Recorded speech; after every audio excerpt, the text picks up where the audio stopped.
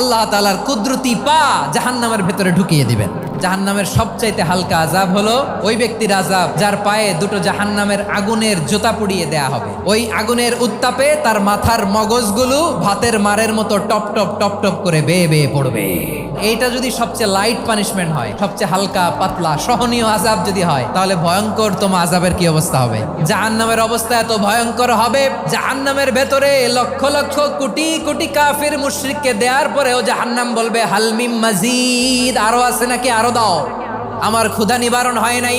জাহান্নামে তো উত্তপ্ত হবে, জ্বলন্ত হবে, ভয়ঙ্কর হবে। জাহান্নামের এক অংশ আরেক অংশকে খেয়ে ফেলবে। আল্লাহু আকবার।